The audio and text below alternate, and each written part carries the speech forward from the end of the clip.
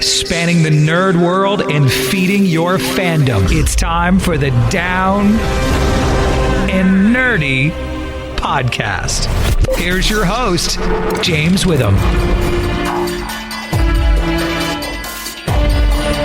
It's our anniversary, so hey, let's head to London. It's episode 357 of the Down and Nerdy podcast. I'm James Witham, and yeah, I don't know if you've been counting, but 7 years for the Down and Nerdy podcast now, almost to the day, actually, that the first episode was recorded. Not released, but recorded. And it's been an amazing 7 years. If you've been with us from the beginning, I appreciate you more than you could possibly know. Thank you so much for your support of the show over the years. Or maybe if this is your first episode, hey, you're in for a great ride. Here's to another 7 years. And this week we're celebrating by talking about the return of Pennyworth, actually, this Sunday to EPIX. Simon Manyonda going to be joining me this week to talk about Lucius Fox joining the cast of Pennyworth. Wait till you get to hear what he has to say. So many reviews to do this week, too, not just with comics, but I'm going to be talking about the Hulu movie Boss Level. You know I'm going to be talking about The Flash Season 7 premiere and some nerd news. But up next, you know this is how we were going to start things, right? Let's recap the series finale of WandaVision from Disney Plus and Marvel Studios up next on the Down and Nerdy podcast. This is Luke Mitchell from Marvel's Agents of S.H.I.E.L.D., and you are listening to the Down and Nerdy podcast.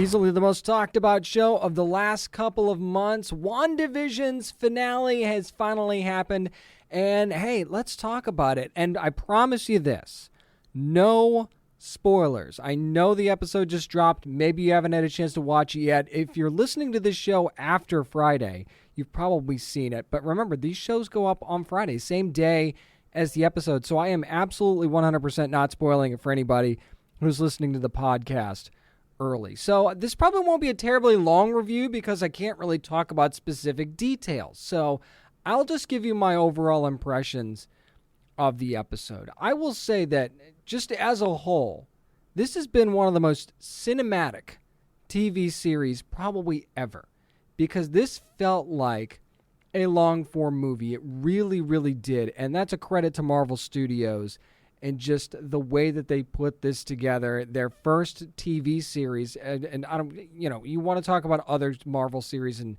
the fact that they're a Marvel Studios series. Let's just be honest here. The first Marvel Studios series certainly lived up to what they've done in the movies so far, and then some, as far as I'm concerned. And this one was a gamble. This show was very different from the beginning, but ended up feeling like a true Marvel Studios movie in the end, quite frankly. And maybe if that's a good thing or a bad thing, that's a matter of opinion. I think the way that they rounded this thing out was a very good thing. And I will say this, there is a ton of action in this final episode of WandaVision. The actual title of the episode, by the way, is the series finale. That doesn't mean this is the series finale. I think it probably is, but that's the title of the episode. And there is a ton of action. And while, again, I'm not going to get into specifics, there's definitely a showdown that you will expect. You will get that, and you will get a lot of it. There's also another showdown that you might not be expecting that's also very, very good. And the tool that is used to end that battle is a very unconventional and interesting one, but suits the character so well. When you get there, you'll probably understand what I'm talking about. This is not how fights usually end. Let's just put it that way. And who is left after the end of this episode, too, is also a very interesting question. Like, who is still around and who isn't? Because those answers aren't exactly clear for a couple of characters. Now, they're absolutely clear for some characters, but not so much for others. So, the way that this thing goes is you kind of understand that this was the only way that it could end, really. Okay, I guess this is the way I can put it without spoiling it. Like, if you were expecting, well, there's only one way that this really ends, you're probably going to be right in thinking that. That much I can tell you without spoiling anything. Now, I'm not going to tell you if anybody shows up in the episode. I'm not going to tell you that we learn answers about who certain characters' identities are, or maybe we do, maybe we don't. But I will say this, is that I know the director said something about fans possibly being disappointed with this finale, and you have to understand that it's all a matter of what are you watching this show for? Are you watching this show to find out if something else is going to be as a result of the show, or are you watching the show to enjoy the show? Because I think that we get sucked into that, right? And part of that is a Marvel thing, right? We sort of expect certain big, shocking surprises everywhere we turn at certain times, right? When at the same time, sometimes you just have to enjoy something for what it is. And WandaVision is one of those things that you should be enjoying for what it is. You don't need to think about what the next big thing might be. Why don't you just enjoy the big thing that you're watching and experiencing right now? This is not a series that just comes around all the time. It had a really good layered story. It was very much a Wanda Maximoff story. Too, by the way, you wanted a story surrounding the Scarlet Witch, you got it. And now you're kind of focused on the thing that's over here that might be happening at the end of the episode or at the end of the series. I don't understand that. Like you asked for something, they give it to you, and now you're wondering what else you should get because of it. I don't get that. I'm happy with the story that they told, and that doesn't mean that somebody doesn't show up or does show up. I'm just saying that I'm happy with the story that they told and the end result that we got. And if you really look at the totality of this series, it is a sad, tragic tale for Wanda Maximoff. It really, really is. The sadness that is kind of always under the surface of this series when it comes to Wanda is so palpable to me. And if you really look at the big picture of what she's doing and what she's done, how just terribly gut-wrenching is that, right? And she tried to make that better in the way that she thought she could. And then you kind of see in the penultimate episode, in last week's episode, she realizes that, maybe she didn't go about this the right way, sort of thing, right? So it's just the way that this whole thing ends is just really sad. Although one tease I can give you is that Wanda would be a hell of a realtor. I'm just going to tell you that right now. You'll understand that once you see the rest of the episode. But I mean, hey, I would trust her to pick out my house any day. Let's just put it that way. You also get a full display of how powerful she really is in this episode too. I know that there's been a lot of chatter about who the most powerful Avenger is, and we're not at all going to get into that discussion right now. But you get to see how powerful she is, and it is epic. I will tell you that right now. We also get a lot of great Jimmy Woo moments. So if you're a big Jimmy Woo fan, I think there's a future for that guy in the rest of the MCU. I don't know what it's going to be, but yeah, he's definitely got a future beyond WandaVision, I think. Monica Rambeau's another one that's got a future beyond this series. No doubt about that. And I will say this too, there is a mid-credit scene and an end credit scene. So you have two scenes in this episode. So do not go after that first mid-credit scene because there's more coming at the end of the credits, and it is very, very important. Does it set up Doctor Strange too? Does it set up Doctor Strange in the Multiverse of Madness? I'm not going to tell you that, but I will say that there's something that we find out at the end of this end credit scene that could really drive the story going forward. That's all I'm going to say about that. And really with that, since I can't get into too much detail, I'm just going to leave it at that. So I will tell you this, if you have not watched the episode yet, enjoy it for what it is. Enjoy WandaVision and not the possibility of what WandaVision could bring in to the MCU. And I think that you'll find that this show, if it stood on its own, would be a very, very memorable and classic first outing for Marvel Studios in the TV realm. That's going to do it for my spoiler-free review of the WandaVision finale. Up next, going to be talking about Pennyworth. Simon Manyonda joins me next to talk about Lucius Fox's big debut on the Down and Nerdy podcast. Hey, this is Drew Powell from Gotham. You're listening to the Down and Nerdy podcast. After taking a little bit of a break, Pennyworth is back on March the 7th on EPIX. That's a Sunday. And this is the guy that was the teaser that we got at the end of that first part of season 2. Lucius Fox is coming to London, and it's played by this guy right here. It's Simon Manyonda. Simon, what's up? What's up, man? How you doing, James? Doing good, man. Doing good. I mean, we've certainly seen Lucius on screen before, but this will be the first time we're seeing like a younger Lucius. So do you kind of feel like that allows you to put more of your own stamp on the character? I do. I really do. I don't think it's too much to say that, potentially this is going to be the longest or one of the longest live action portrayals of Lucius Fox. Maybe Chris Chalk could, contest that from Gotham. But yeah, certainly, I've got the privilege of building the foundation of Lucius Fox, Most definitely. And one thing we didn't waste any time seeing those gadgets. Those high-tech gadgets with Lucius, which was very cool. We saw that at the end of the first part of season 2 as well. So given the time period, how much fun was it to work with this stuff, especially since, we live in such a wireless world now and stuff? Oh, do you know what? It was great because it's all analog. So you're dealing with wires, you're dealing with on-off switches, you're dealing with, with tech that can, really be faulty in a really sort of hands-on way. Like you can't call up a helpline, like it's right there and it's immediate. And it's really interesting because in episode 5, there is a scene where Lucius has a telecommunication device in a glasses case.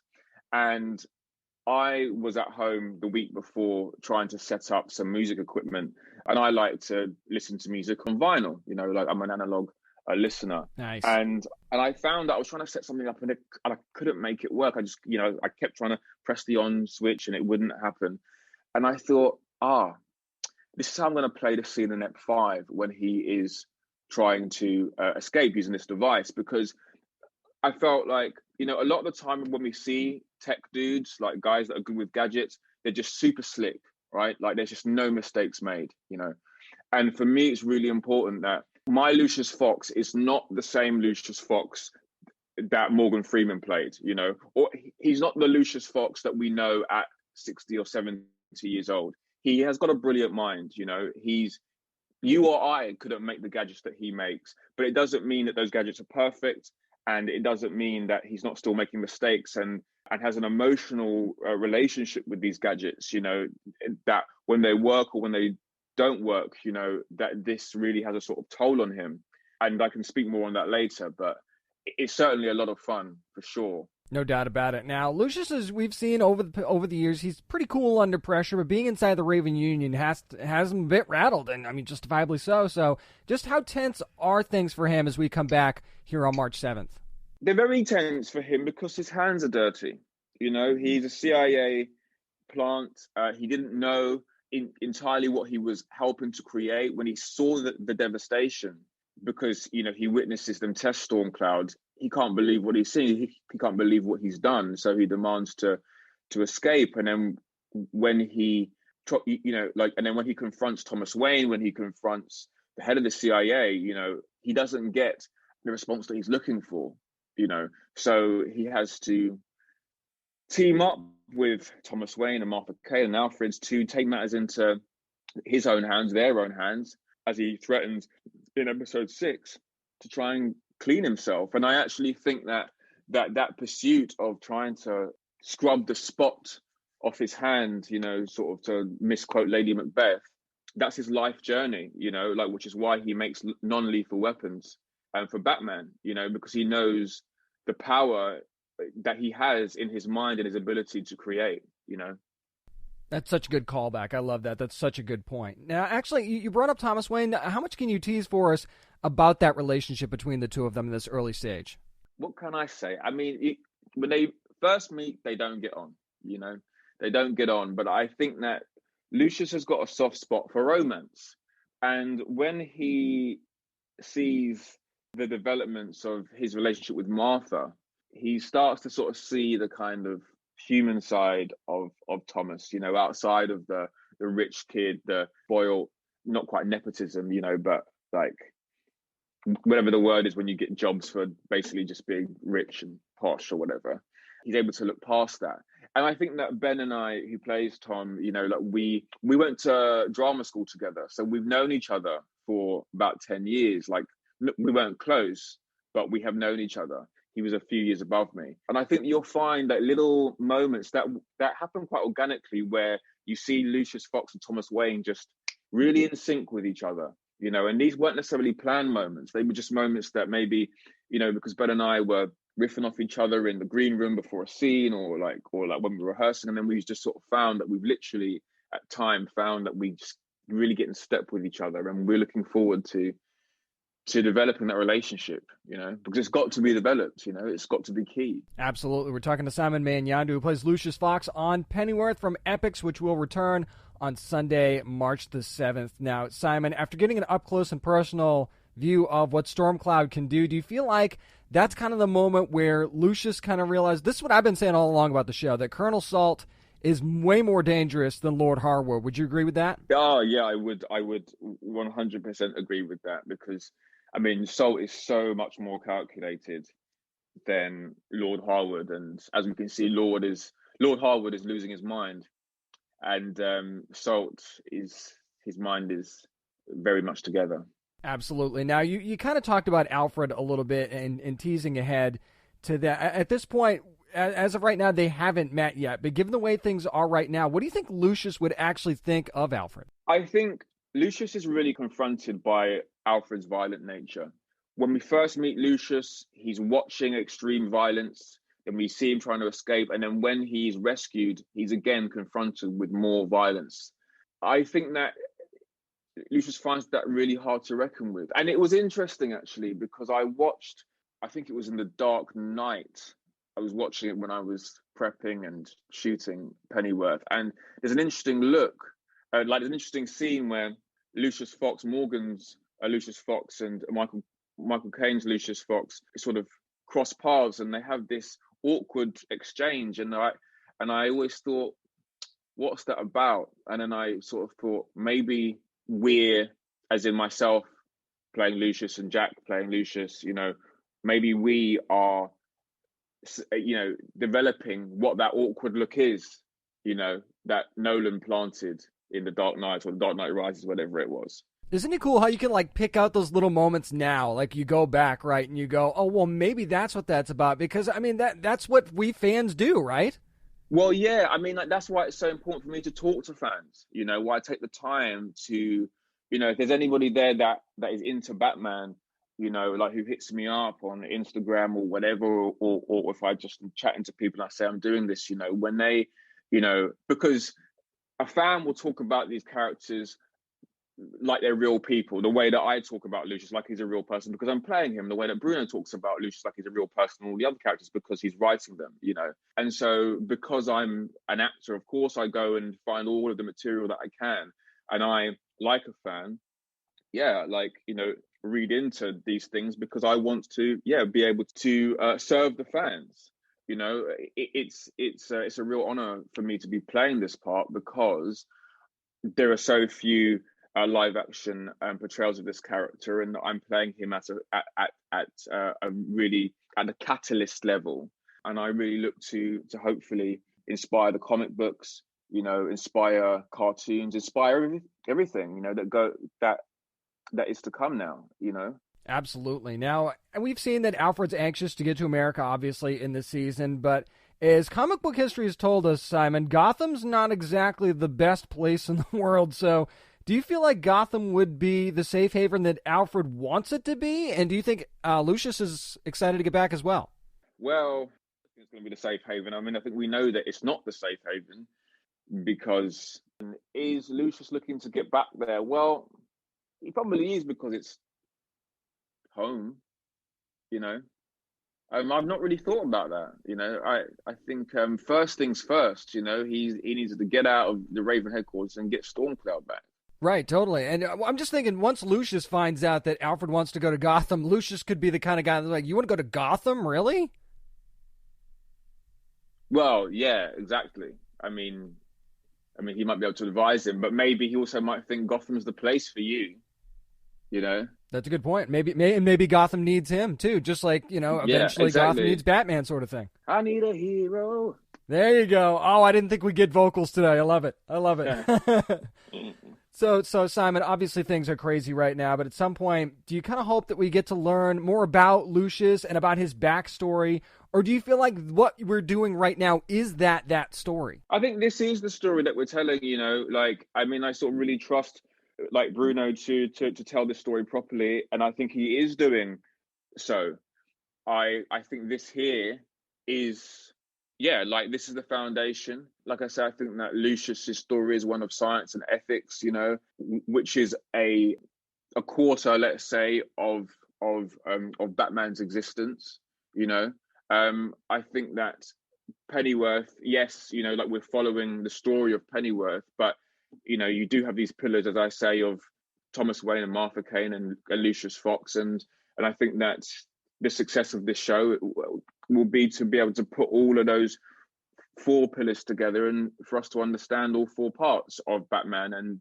And to do that, you've got to tell the story of all four characters. You've got to give them the right amount of weight, I suppose. No doubt about it. Now, Simon, before I let you go, I know that you've really dove into this character of Lucius Fox. And like you said, we've seen him a couple times. As you were preparing for the role, or as you started to dive more into it, what's something that surprised you to learn about Lucius Fox and might surprise fans as well?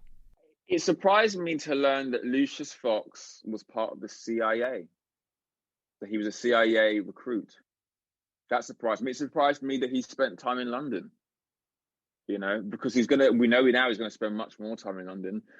It surprised me. Well, yeah, I wasn't surprised, but I suppose it might have been a surprise that he started off using analog technology. It's so nice to see where his tech began. Absolutely. And we can watch that journey every Sunday night. March 7th is when Pennyworth comes back to Epix. Make sure you are watching that thing multiple times because you're going to want to see everything that this guy's got going on. It's Lucius Fox himself, Simon Manyonda. Thank you so much for joining me this week. No problem. Thank you very much, man. I'm going to listen back to this podcast. I think I'm going to quite like Down and Nerdy podcast. So I don't know if you've noticed, but Pennyworth is actually a really darn good show. So if you're not watching it, you've certainly got a little bit of time to catch up before Season 2 returns on Sunday. That's March the 7th on Epix. If you don't have Epix, you should get it just for Pennyworth. That's how good it is. Thanks again to Simon Manyonda for joining me this week to talk about Pennyworth. Up next, we'll stay in the DC universe to talk about The Flash Season 7 premiere. Plenty of spoilers, too, up next on the Down and Nerdy podcast. Hey guys, this is Violet from The Flash, and you're listening to the Down and Nerdy podcast. They've been waiting almost a year for this. It is the Season 7 premiere of The Flash, which is actually some of the remaining stuff from Season 6, but we'll call it the Season 7 premiere. So we're going to go full spoilers on this review, so just be aware of that if you haven't watched the episode yet. And it's basically, again, a weakened Barry Allen who is losing his speed at a rapid pace. They're trying to get the artificial speed force going. Chester and the team are working on it, and actually, they've made a breakthrough in this episode, and we find out that HR, Nash Wells, and whatever Wells you want to call them, all the Wellses, Nash is the key to this whole thing. He's the organic receptor. He's what needs to push the multiverse particles into the artificial speed force to charge it and get it to work. So that's what he needs to do. But in true Nash fashion, although you can't really blame him, can you? I mean, the guy, you're basically asking the guy to kill himself, okay? And that's a tough ask. And he says, I'm not ready to die. And on one hand, you're thinking, what a dick. And on the other hand, you're thinking, well, yeah, okay, I guess that's kind of reasonable. So there's a real push and pull with Nash Wells here. And we actually get to see quite a few of the Wellses. Of course, we do get HR, we get Sherlock, or however you want to pronounce it. I'll get to that in a second, too, by the way, because that was hilarious.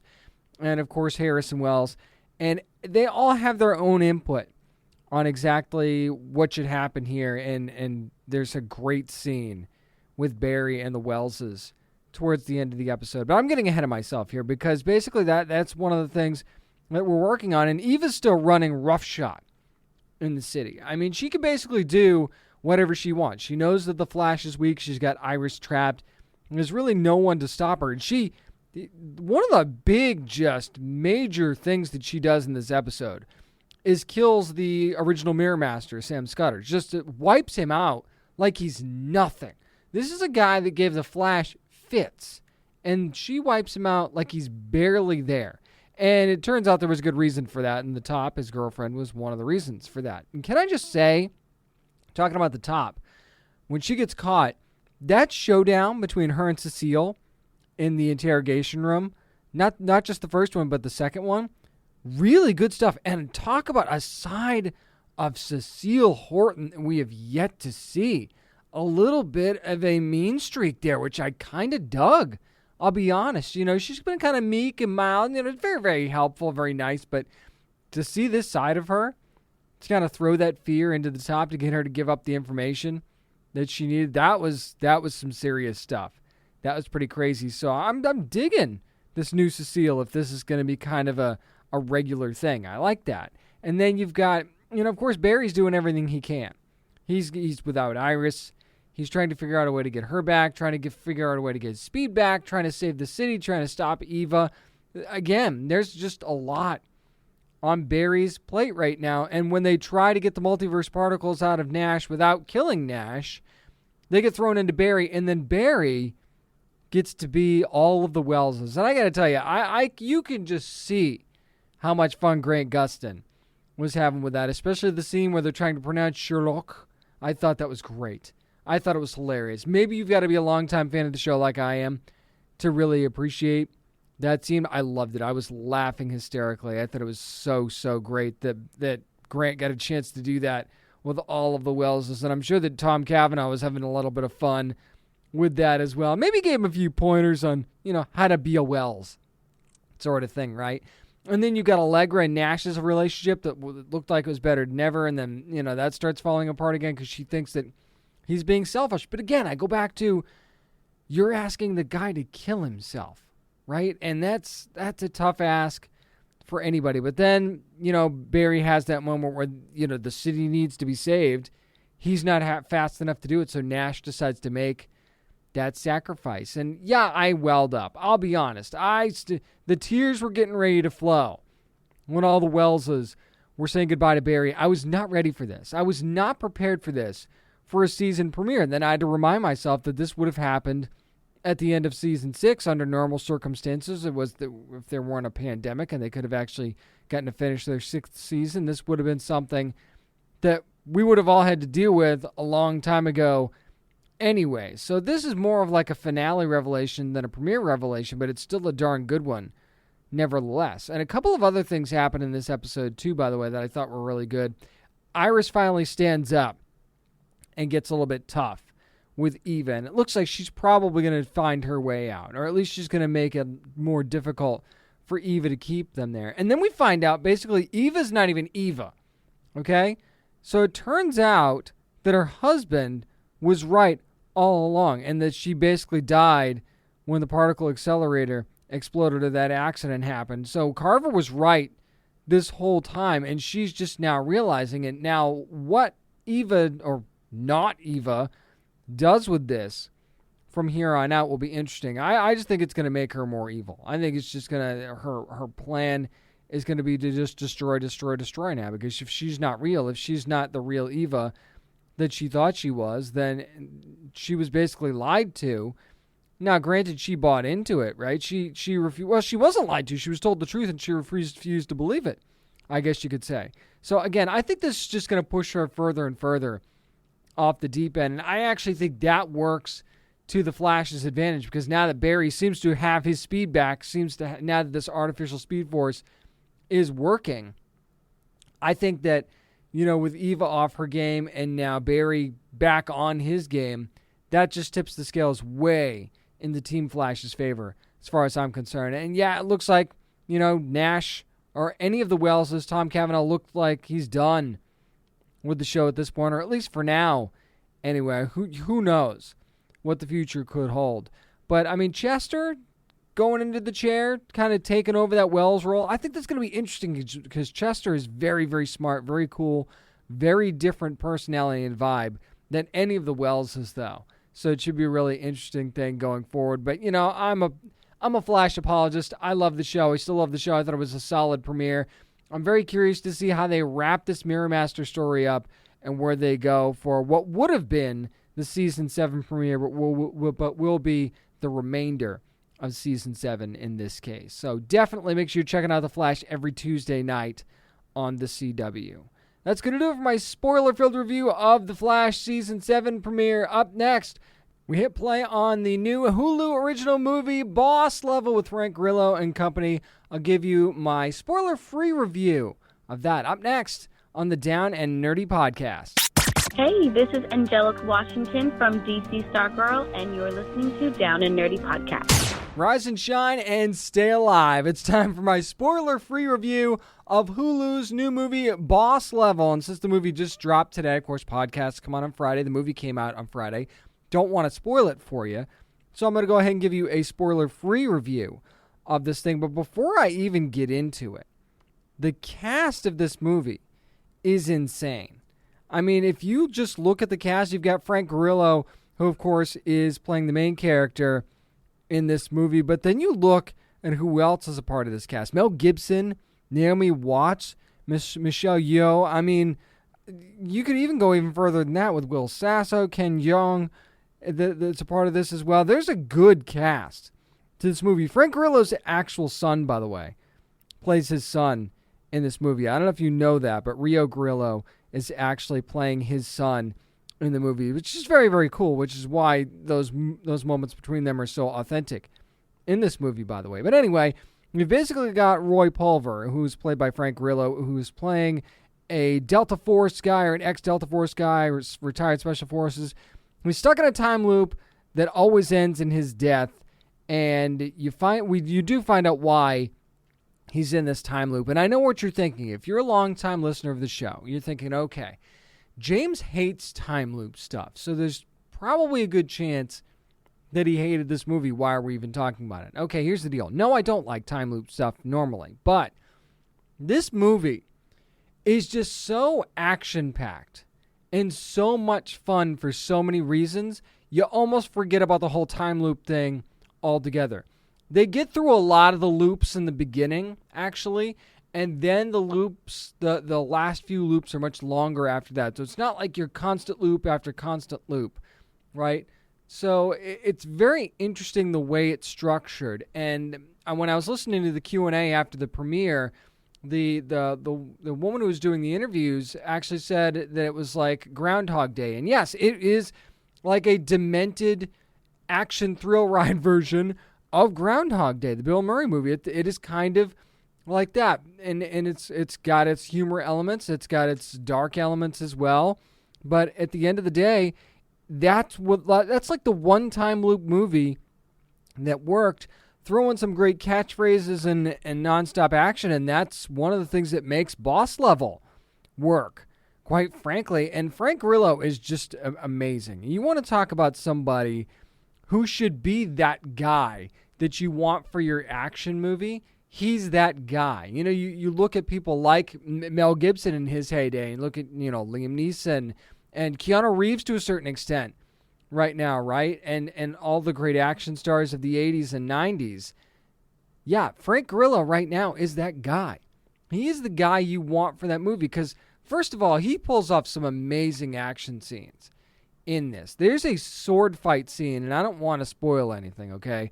There's a sword fight scene in this movie that's incredible. It really, really is. And the guy's dodging assassins the entire movie.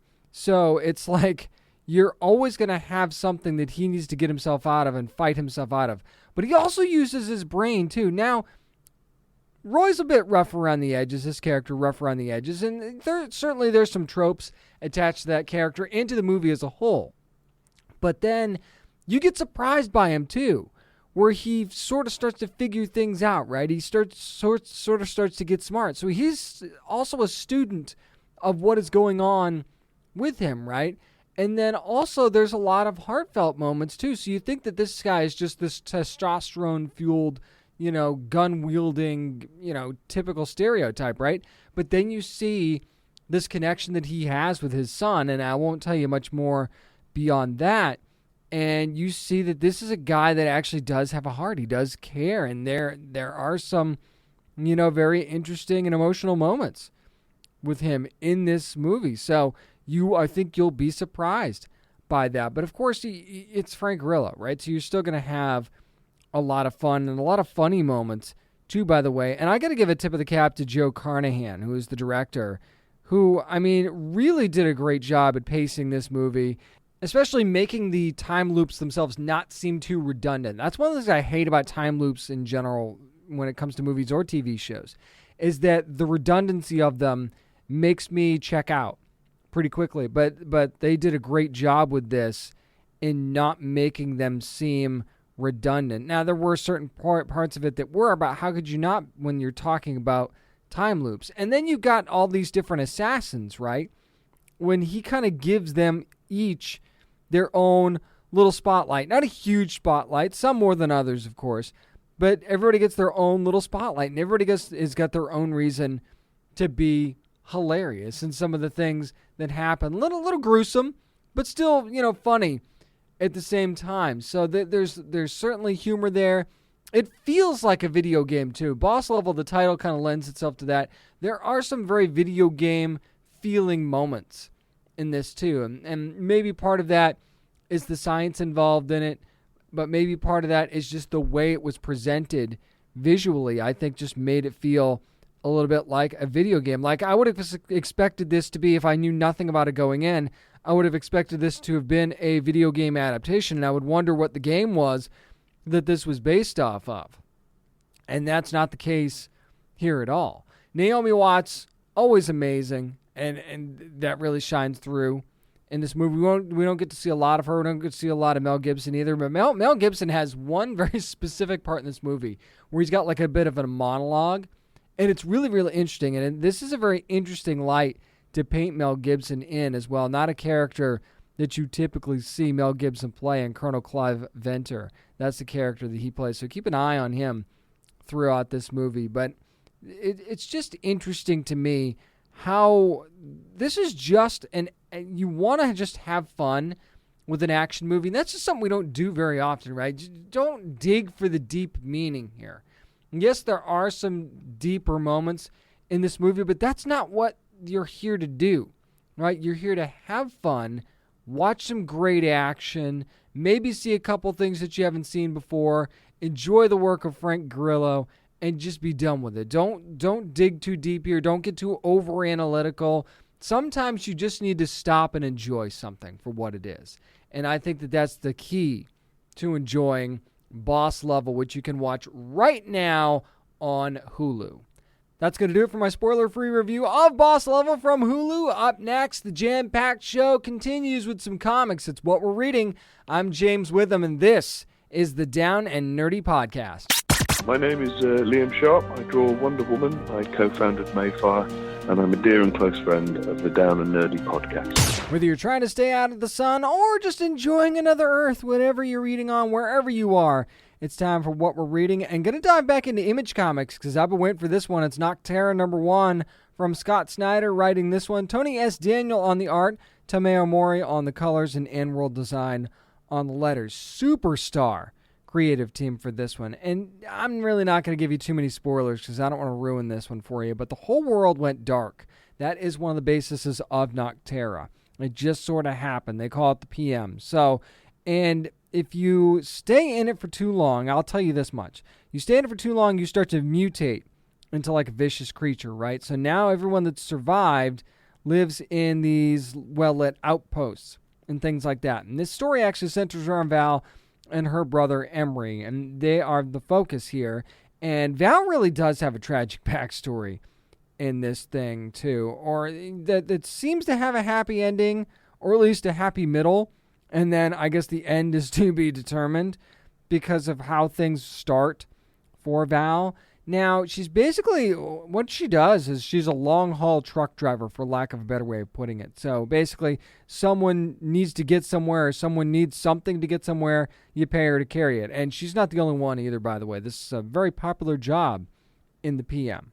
So basically, she has this freight that not only promises her a big payday, but actually maybe something a lot more important than that. But as it turns out, she has one very good reason to get out of Dodge right now. She has a very good reason to leave, but she also might end up with somebody hot on her tail. So it's very, very interesting the way this world is depicted. I actually love what they did with the art, Tony S. Daniel and company, and how they created the creatures that we see. And I call them creatures for lack of a better term. I guess you could almost call them like zombie-esque, but not. It's really hard to describe, and that's a good thing too, by the way. This is not something that's your typical style of monster or villain. So I think that this is a really, really neat way to go. And what this does to people and how it progresses is explained very, very well by Scott Snyder in the story here. So it's not like, oh, hey, this is what happens to people, and we're not going to tell you why. Not only do you get the why, you get like stages of how this happens and how you could actually cure it too. There's no like magical mystery cure, right, that they're searching out for. I mean, not in a traditional way anyway. So there are certain things that can be done or not be done. And I think that the fact that that's laid out right here in the story, it's a really, really cool thing.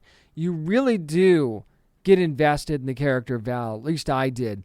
Very much in the early going, not just from her backstory, but just, the way she carries herself, right? Like a no-nonsense type of figurehead of a family, for the lack of a better thing, because that's what she kind of is now by necessity with her brother, and she has to keep her brother safe for many, many reasons. So I think that this is one that I'm going to love for a long, long time. I think this is one that's in it for a long haul, and this is what happens when you get a superstar creative team like this, and you get to let them do their thing at a place like Image Comics. So what a wonderful way to kick off Nocterra #1 from Image.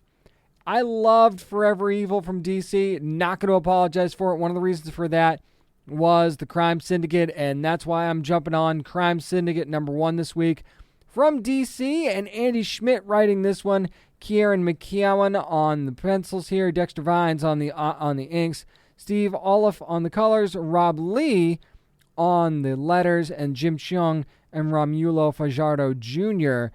doing the cover for this. Now, this is the Earth 3 that spawned from the pages of Death Metal. I want to make sure I make that pretty clear. Not a whole lot of spoilers on this one either. There's also a backup story in this called Paranoid Titan, and Brian Hitch and Alex Sinclair, the art team, on that one.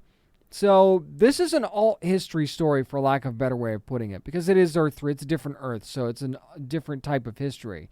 And it is Earth 3, but Ultraman basically rules over Metropolis in this particular instance. And we do get to see some of the other Crime Syndicate characters in this as well. But here's the thing. Ultraman basically is flipping out over an article that was written about him, and all of a sudden you snap your fingers and there's an invasion. That much I can tell you. I won't tell you any more beyond that. You'll know who's invading, by the way.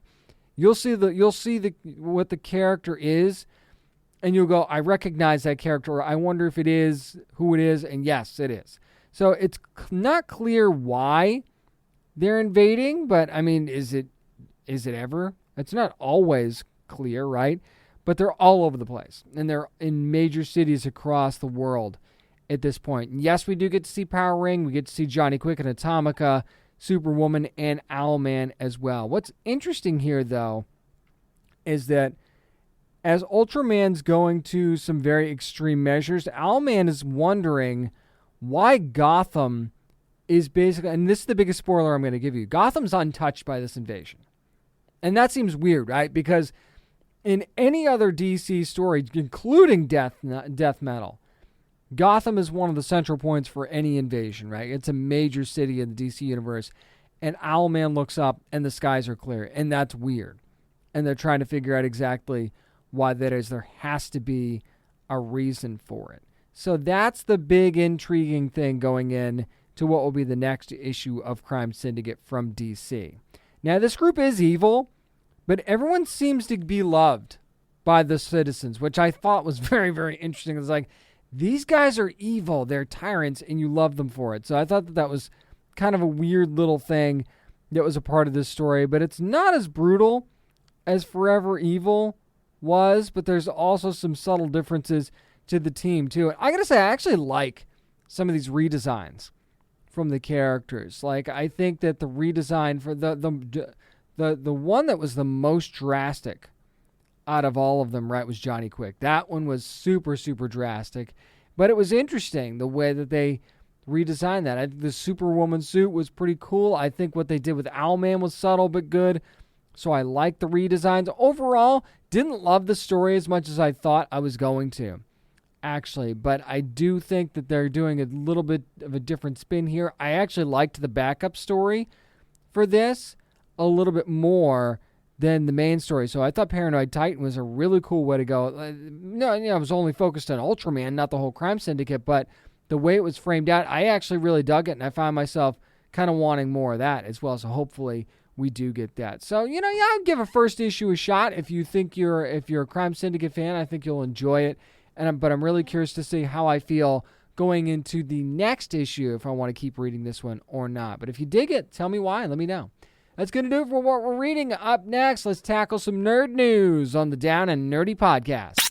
This is Matt Ryan from Constantine City of Demons, and you are listening to the Down and Nerdy podcast. It's a virtual world once again. It's time for nerd news. Before I get into the first story, I wanted to talk about a couple of things that came out this week that I'm not even gonna mention it by name, but there was a big rumor that came out this week in another story, and I cannot use that in air quotes enough, that were just based on wild, just random accusations and just random sources that got a lot of attention this week. And I'm just not doing it. Until I get official word about this, I'm just not doing it. It wouldn't be the first time we discussed a rumor on the show. Rumors can be fun to talk about, right?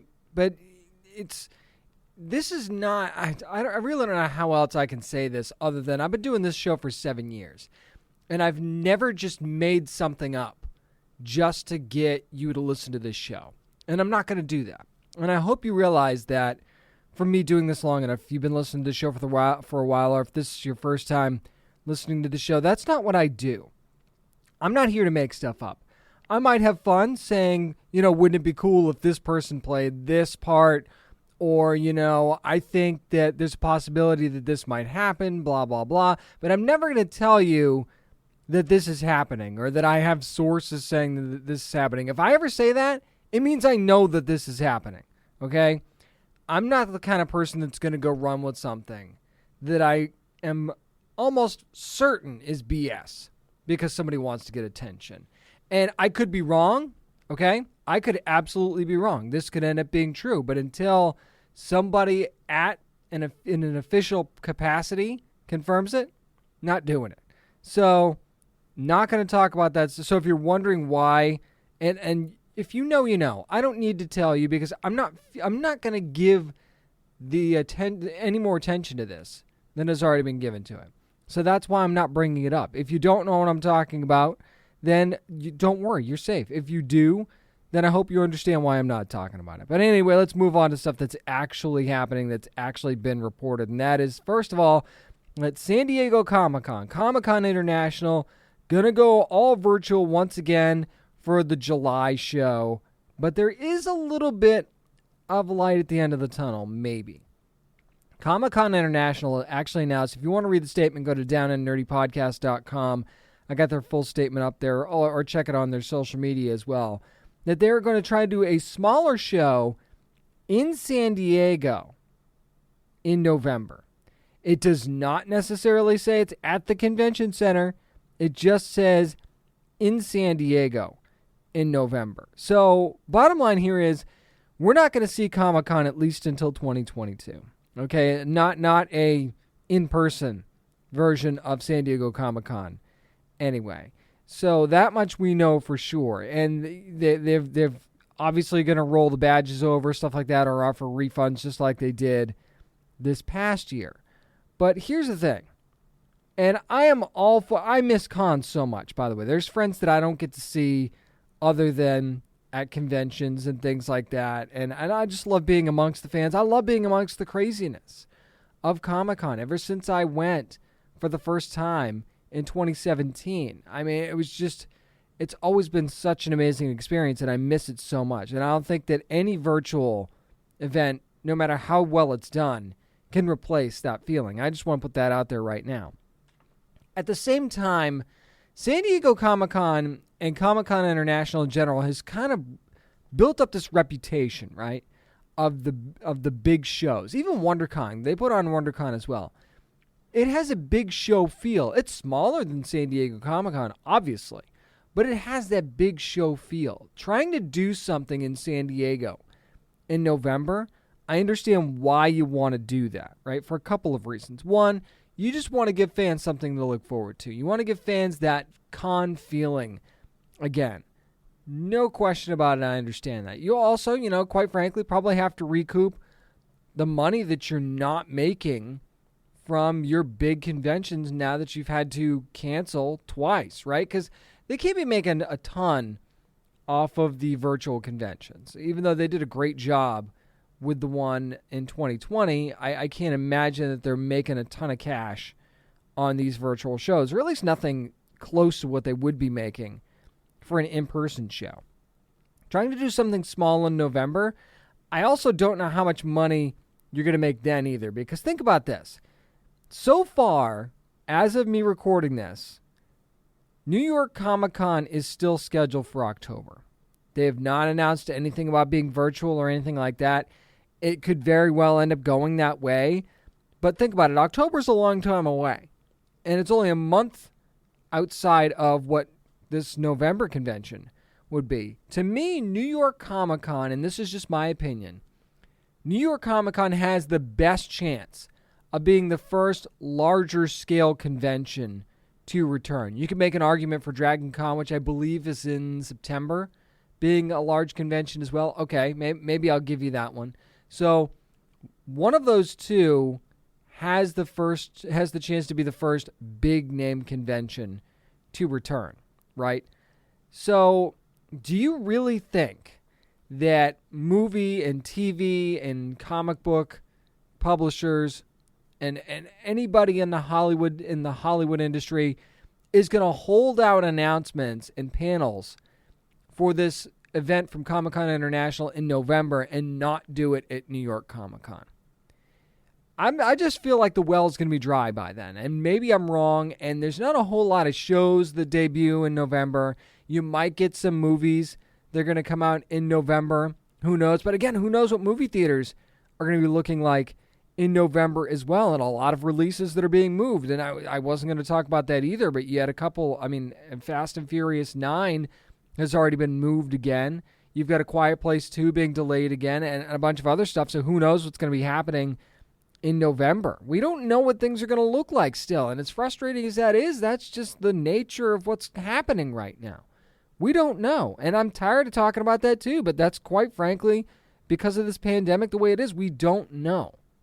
So if New York Comic-Con does happen as scheduled, as an in-person event, I can't imagine there's going to be a whole lot left for this November event for Comic-Con International. And, maybe just putting on a convention is enough, right? But they still have that big name feel to their conventions, right? So if you come up with a convention, but you don't have those big headline names and panels that you could put up and say, see, we've got this, you're asking people to travel like they would for San Diego. Maybe they're not asking that. I don't want to put the words in their mouth, okay? So I take that back. But think about it. You have to have some sort of people traveling to your event to make this successful money-making endeavor, I would think, right? So if you want people to travel from around the country or even around the world, if that's even an option at that point, you're going to need to give them a reason to hop on an airplane or jump in their car right? Yeah, this is not supposed to be a localized con. And I'm not saying making it more about the comics would be a bad thing, because I actually do think that comic book publishers would have some announcements to make at this convention. But at the same time, is that enough of a draw for somebody to get on an airplane in, say, Ohio or Florida or Maine or whatever, to go to this convention in San Diego, spend all that money for hotel and stuff like that to go to San Diego for this convention? I love the city of San Diego. It's beautiful weather. It's worst places to be in November, I can tell you that right now. But at the same time, that's a big investment for people that have had a rough year and a half. I'm not sure that this is going to be as big of a deal as they need it to be financially. I think it's a nice lifeline to fans who just want something to look forward to, like I said. But if you're looking at the dollars and cents of this, I'm not sure the cost-benefit analysis is there for me. Not to get too businessy on you, but I don't see how this is a big profitability-making thing, but maybe that's not the point. But at the same time, I can't see Comic-Con International doing something that's not going to make them money, right? They have to make money. They can't just do something special for the fans out of the goodness of their heart. And that's part of what they're doing. I'm sure that that's very much part of it. But at the same time, they need to make some money. Otherwise, there's not going to be a San Diego Comic-Con because there won't be any money to put one on. And you have to consider that at some point, regardless of what the state of the world is, when you can get back to these conventions again. So, and again, what's the capacity going to be by then, too? We don't know that either, because the state of California has had the tightest restrictions pretty much of any state in the United States when it comes to COVID restrictions. So we have no idea what things are going to look like in November or even a month from now, quite frankly. So this is definitely something to keep an eye on. And, maybe there is room for two big conventions, one in October, one in November. We'll see exactly what the size of the three-day event that is proposed from Comic-Con International is going to look like. A couple of trailers that we could talk about, a little bit of a slow nerd news week, but we do have a trailer for Tom Clancy's Without Remorse, which is going to be the first big project with Michael B. Jordan's Outlier Society and Amazon Studios. And I got to tell you, I'm looking at this trailer, by the way, going to be coming out on April the 30th. First of all, Taylor Sheridan is really putting out some good stuff. I just want to put that out there right now. But then you see Michael B. Jordan in this role as Senior Chief John Kelly, and this just has Tom Clancy written all over it. I mean, this really has that Clancy-type feel, and I love it. But this trailer is intense, because what happens to this dude? I mean, his pregnant wife gets murdered, right? He almost dies himself. But when he wakes up, and they even say this in the trailer, like, you better hope this dude doesn't wake up because he's dangerous. He's got some serious... You want to talk about a particular set of skills? This guy makes Liam Neeson, in almost anything that Liam Neeson's done recently, look like a Bush League assassin. Because this guy, John Kelly, played by Michael B. Jordan, is, man... He does some crazy... That part in the trailer where he sets the car on fire, pours gas on it, sets the car on fire, and gets in the car with the guy that's in the car to tell him, hey, give me a name, because the car's kind of burning around us, and we're short on time. So you better give me a name, otherwise we're both going to blow up. That's crazy stuff right there. That is next level stuff. And you don't even get into the fact that you've got Jodie Turner-Smith in this thing. You've got Jamie Bell in this movie as well, and a bunch of others. This is a good cast. It looks like this is going to be a really intense action movie with a lot of, political and international intrigue. I mean, everything you would want from a Tom Clancy movie is going to be in this Without Remorse on April the 30th on Amazon Prime Video. I cannot wait for this thing. I think it's going to be amazing. Well, another big story from Tom King is about to hit DC Comics. It was announced this week that Supergirl, Woman of Tomorrow, was going to be a maxi series, so going to get 8 issues here. And it's not just Tom King that's involved in this as well. You've got Bilquis Evely, who amazing art. Matt Lopes doing the colors on this one. And to me, this is Supergirl's wheelhouse, as far as I'm concerned. You know, the ongoing series that's gone. You've got, the Supergirl TV series that had a great run. That's going to be ending. But now you've got Supergirl cast in the upcoming Flash movie, and you've got this. So it's actually going to have been a pretty good year for Supergirl so far. And these limited series, I think, are really the best Supergirl stories, right? Because you had Supergirl being super. And that was an amazing story. I think that was, 2-3 years ago. That was a really, really good story as well. Now we're going to get this one. I'm not going to read you the whole synopsis. You go to downandnerdypodcast.com for that. But this is basically, she's going to find her, she finds her life without meaning or purpose.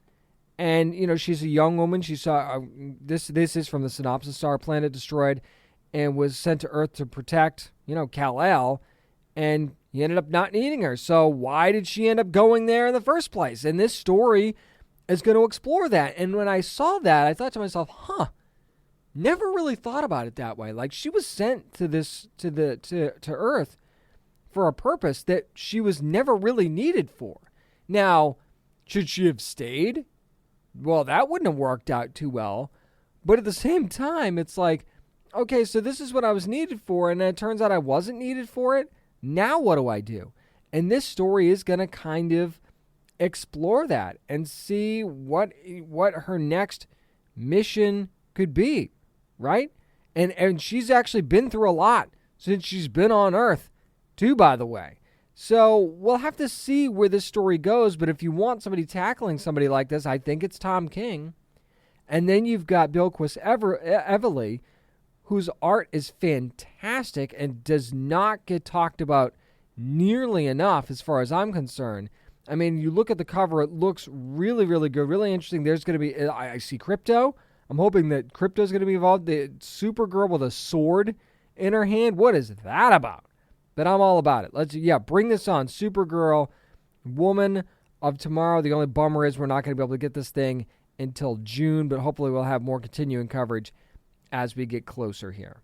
That's going to do it for this week's edition of the Down and Nerdy Podcast. Again, thank you so much to Simon Manyonda for joining me this week to talk about Pennyworth. Make sure you're watching that thing on Sunday when it comes back on Epix. And once again, thank you for an amazing 7 years of the Down and Nerdy Podcast. Hopefully we're going to be doing it 7 more years and beyond. I love doing this show every week. I love getting a chance to get your feedback. Always send that to us, by the way, at Down and Nerdy 757 on Twitter, on Instagram. Hopefully you're following us. Also follow us on Facebook at Down and Nerdy. Find everything that we've got going on at downandnerdypodcast.com. And always remember this: you never have to apologize for being a nerd. So let your fan flag fly and be good to your fellow nerds.